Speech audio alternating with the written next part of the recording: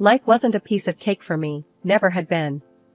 Growing up in a cramped two-bedroom house with my folks and two younger brothers in a neighborhood that saw more cops than city buses, I knew from the get-go I was meant for something bigger, something better. My name is Anna, and this is my tale, raw and uncut. My parents, bless their souls, worked their fingers to the bone, juggling multiple jobs, just to keep us fed and the lights on. But no matter how hard they toiled, the shadow of poverty clung to us like a stubborn stain. I was barely 13 when I picked up my first gig, flipping burgers at a local diner. The pay was crap, and the hours were murder, but it was money, and we were desperate. "Anna, you should be focusing on your studies, not working yourself to the ground," my dad used to say, his face etched with worry and exhaustion from his own endless shifts at the factory. "Yeah, well, dreams don't pay the bills, Dad," I'd retort, my teenage defiance in full display. I was stubborn, always had been, but behind the sass, I shared his dreams of a better life, a life where we weren't constantly choosing between paying the rent and putting food on the table. High school was a blur of classes, work, and sleepless nights spent studying or helping Mom with the house. College was a far-off fantasy, something we couldn't afford to even think about. But I was determined to break the cycle of poverty that had ensnared my family for generations. When my parents passed away, it was like the ground had been ripped from under me. They were gone too soon, victims of a life spent fighting a battle they couldn't win. I was 19, suddenly the head of our little family, and more determined than ever. I doubled down on work, saving every penny, sacrificing sleep, social life, anything that wasn't essential. It was during one of my late-night shifts at the diner that I made my decision. "I'm going to college," I announced to Mike, the cook, as I wiped down the counter for the umpteenth time. Mike, a burly guy with tattoos snaking up his arms and a heart of gold, laughed, a deep, rumbling sound that filled the tiny space. "College, huh? And how you planning on paying for that, kid? With fairy dust?" "I'll figure it out," I snapped back, my jaw set. Mike's laughter didn't deter me, if anything, it steeled my resolve. I did figure it out, through grants, loans, and a hellish schedule that saw me working 3 jobs while attending classes. College was a whole new world, a place where my past didn't define me, and my future was mine to shape. I majored in business, a practical choice, fueled by my determination to never find myself trapped in the cycle of poverty again. I graduated with honors, a testament to the sleepless nights and relentless grind. Landing a job at a large company was a dream come true. I started at the bottom, a small fish in a big pond, but I wasn't about to stay there. I worked harder, stayed later, pushed myself more than I ever thought possible. My colleagues called me a workaholic, a careerist, and maybe they were right. But I had goals, ambitions that went beyond the next promotion or pay raise. My rise through the ranks was meteoric, fueled by a combination of hard work, a bit of luck, and a stubborn refusal to take no for an answer. By the time I hit 30, I was the assistant head of the company, a position that came with a nice office, a hefty paycheck, and a sense of achievement that was almost addictive. "You're never gonna find a man if you keep this up, Anna," my friend Jess teased me one evening over drinks. Jess was the opposite of me in many ways, carefree and spontaneous, with a string of failed relationships and a job she didn't take too seriously. "Who says I'm looking for one?" I shot back, rolling my eyes. The truth was, between my job and my responsibilities at home, I didn't have time for a relationship, much less the energy to deal with the drama that seemed to accompany them. The night Jess dragged me to that party changed everything. I was standing awkwardly at the edge of the room, nursing a drink I had no intention of finishing, when he walked in. Tom. Even now, just thinking about that moment sends a thrill through me. He had this easy confidence about him, a smile that lit up the room. Jess nudged me, whispering, "That's him. That's the guy I was telling you about." I rolled my eyes, ready to dismiss her matchmaking attempt, but then our eyes met, and something clicked. I'm not one for fairy tales or love at first sight nonsense, but with Tom, it was different. "Hey, you're Anna, right? Jess has told me a lot about you," he said, walking over with a grin that I found infectious. "Hope she didn't scare you off," I shot back, surprising myself with how at ease I felt around him. We hit it off immediately, delving into a conversation that ranged from the mundane to the philosophical. He was smart, funny, and didn't seem to mind my sarcastic humor. Before we knew it, the party was winding down, and we were the last two people still engrossed in conversation. "I should get your number," Tom said, a hint of shyness creeping into his voice. "I mean, if you want to continue this conversation another time." "Sure, why not?" I replied, trying to play it cool as I typed my number into his phone. He did the same with mine, and we parted ways with the promise of a future hangout. After that night, nothing was the same. Tom and I hit it off instantly, bonding over our mutual disdain for small talk and our shared ambition. He worked in tech, a sector booming with possibilities and just as demanding as mine. Our first date wasn't your typical dinner and a movie. We spent it at a 24-hour diner, talking until the sun peeked over the horizon. "You're not like other women, are you?" Tom asked, his eyes studying me over his third cup of coffee. "And what's that supposed to mean?" I retorted, raising an eyebrow. My guard was up. I had heard variations of this line before, and it usually meant trouble. "It's a compliment, Anna. You're driven, fierce. You know what you want. It's refreshing," he clarified, his tone sincere. I was taken aback, not used to receiving genuine compliments that didn't have an ulterior motive. Our relationship progressed quickly from there. Tom was different from anyone I'd ever dated. He didn't expect me to play the doting girlfriend, to cook dinners, or keep a spotless house. He valued my ambition, encouraged it even. When I had to stay late at work or bring work home, he didn't complain. More often than not, I'd come home to find that he'd ordered in or cooked something himself. "Anna, I don't need you to be a housewife.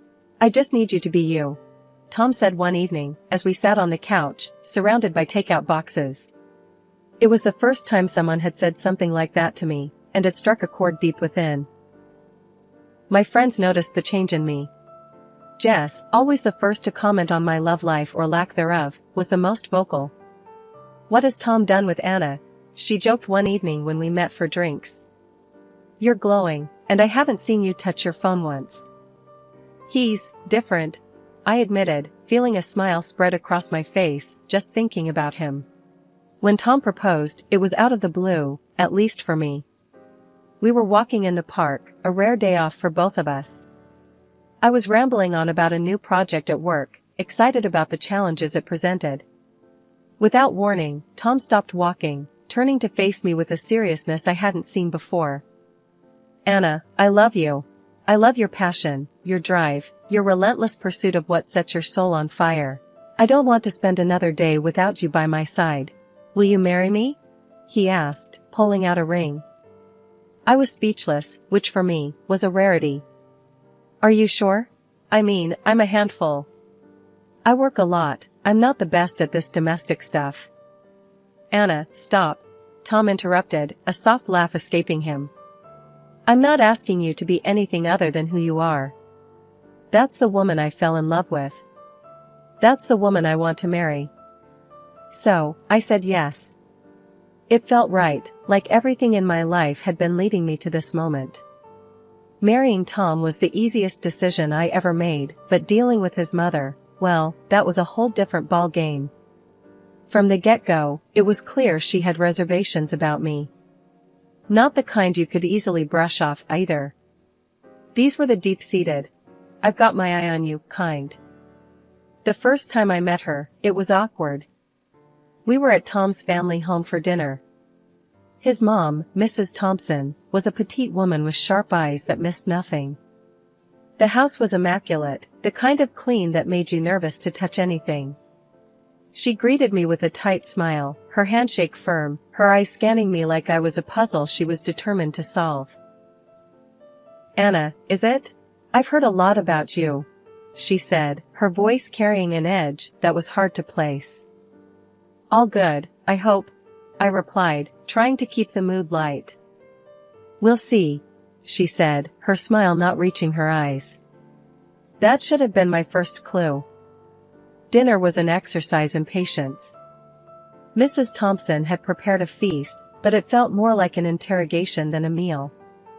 She asked about my job, my family, my intentions with Tom, each question loaded like a cannon, ready to fire. "You work a lot, don't you, Anna?" she asked, passing me the salad. "I do, but I love my job. It's very fulfilling," I responded, trying to sound confident. "And what about when you have children?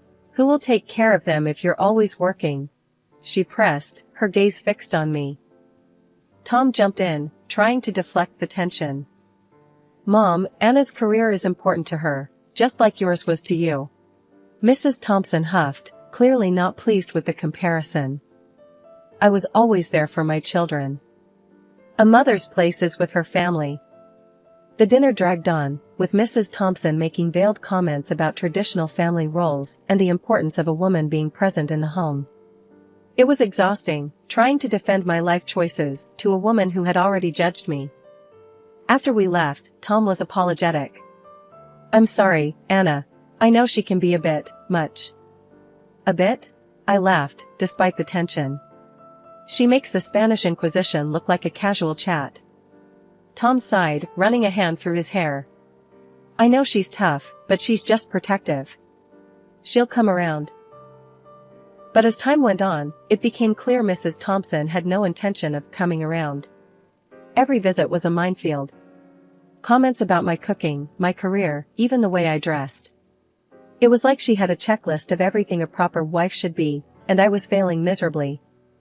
Mrs. Thompson's disapproval of me never wavered, not through any of our attempts to win her over or any compromises we tried to make. Her disdain was like a constant chill, impossible to ignore. But in the end, Tom and I got married, despite her cold disapproval. Our wedding was a modest ceremony, just how we wanted it, but throughout it all, Mrs. Thompson stood off to the side, her face as stony as ever. 2 years after tying the knot with Tom, life threw us a beautiful curveball. I was pregnant. The news brought us joy we hadn't imagined, but it also ramped up the tension with Mrs. Thompson, Tom's mom, to levels I didn't think were possible. With the pregnancy, I decided to work from home, a move my boss was surprisingly cool about.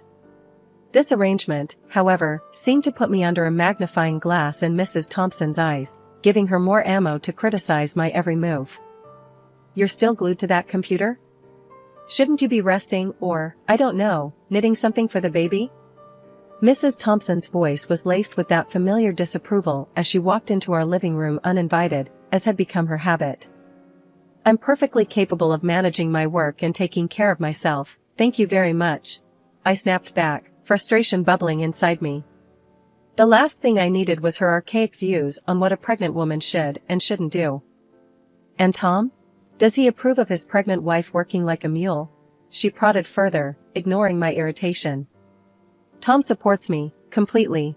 Unlike some, he understands that I can work and be pregnant at the same time," I retorted, not bothering to mask my annoyance.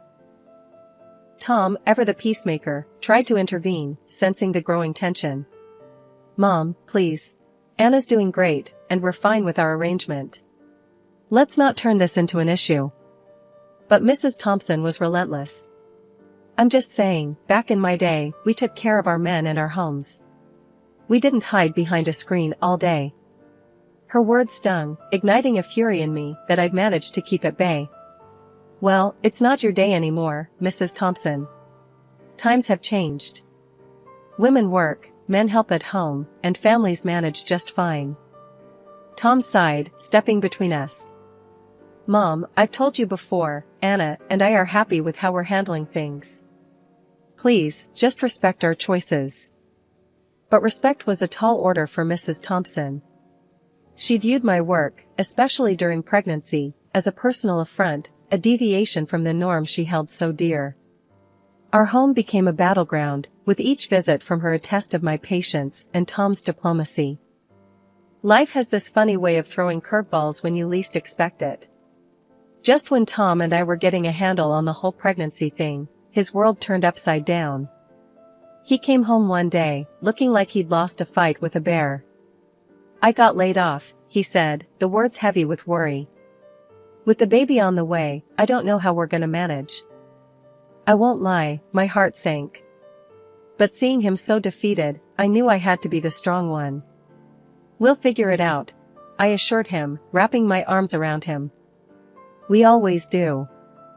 As if on cue, life decided to test our resolve further. Tom's mom, Mrs. Thompson, took a nasty fall down her stairs, breaking her leg in 2 places. She was hospitalized, and with Tom out of work, the last thing we needed was another mouth to feed. But Tom, ever the dutiful son, had a plan. Anna, I was thinking. He started, hesitantly. Maybe we could move in with my mom for a bit. It'll save us on rent, and we can look after her while she recovers. The thought of living under the same roof as Mrs. Thompson sent chills down my spine. But looking at our finances, and with a baby on the way, it made sense. Okay, I agreed, albeit reluctantly. But only until we get back on our feet. Mrs. Thompson's house was a fixer-upper that hadn't seen a fix in decades.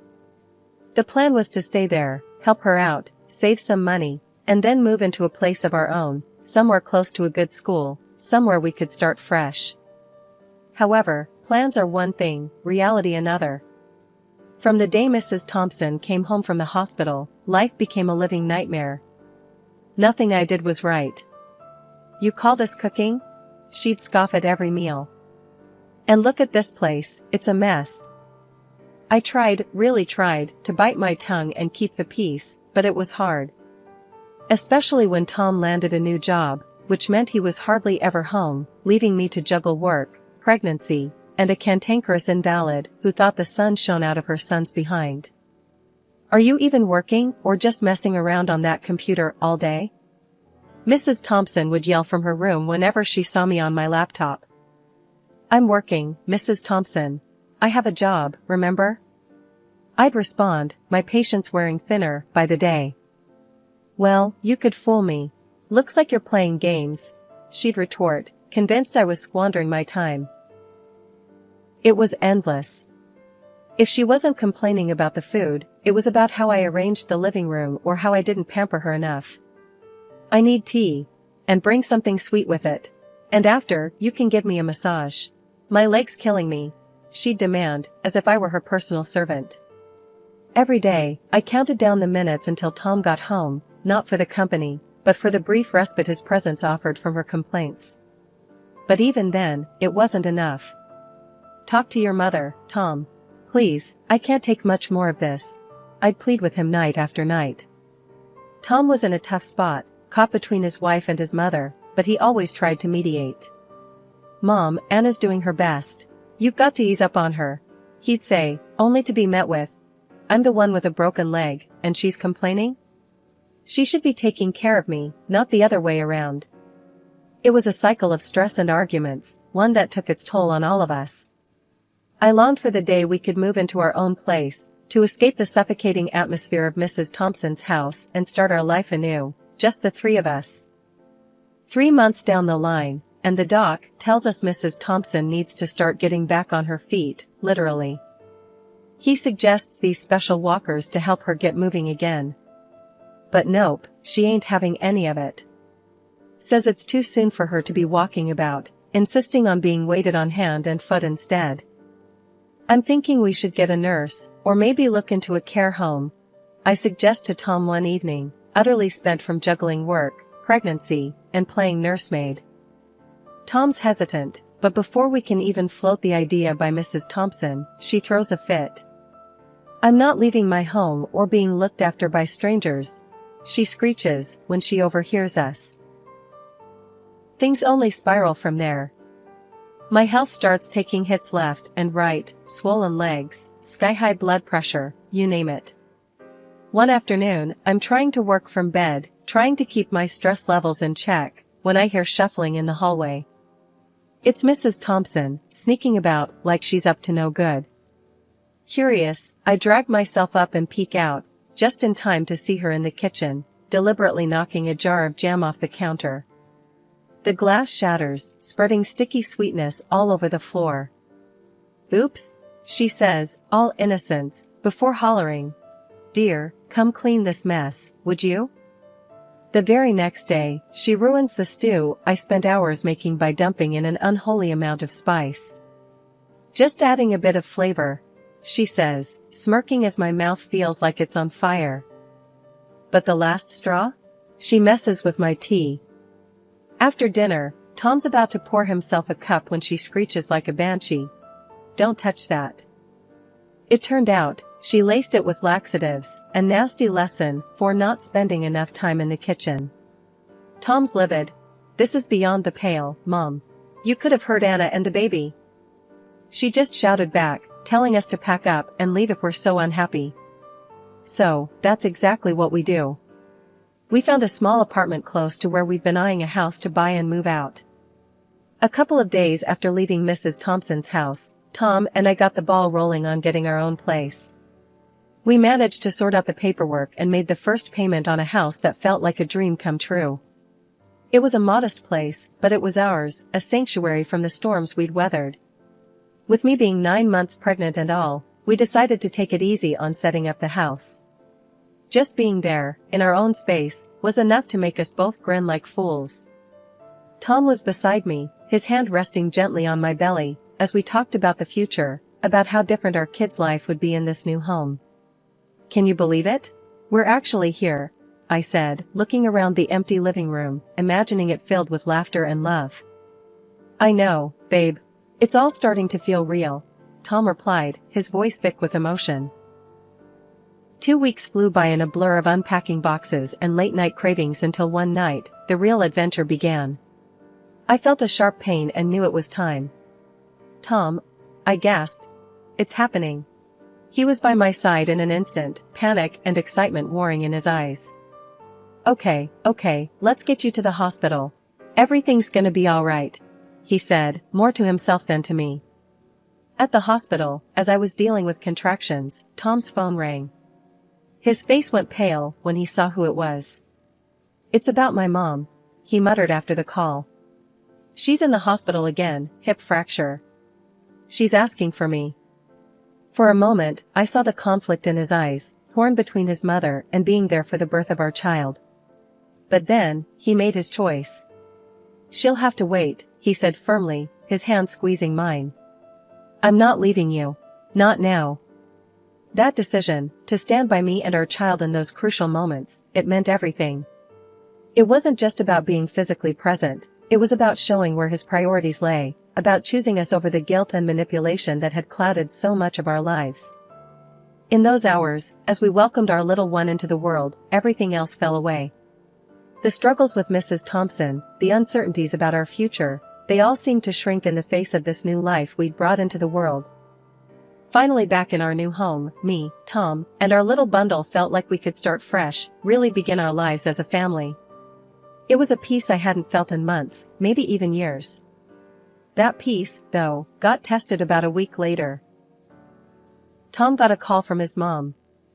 I overheard bits and pieces, the tension in his voice a clear sign of what was coming.